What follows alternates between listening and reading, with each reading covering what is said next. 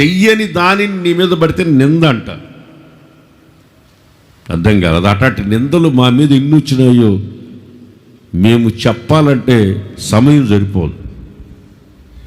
పెళ్ళి కాకుండా సేవ చేస్తున్నాం కాబట్టి మమ్మల్ని ఎన్ని రకాల నిందలు మా మీద వేసి ఉంటారో, ఎన్నిసార్లు అన్నంలో కన్నీళ్లు కలుపుకొని తిన్నామో మాకు తెలుసు. ఎన్ని రకాల నిందలు వేసి ఉంటారో మాకు తెలుసు.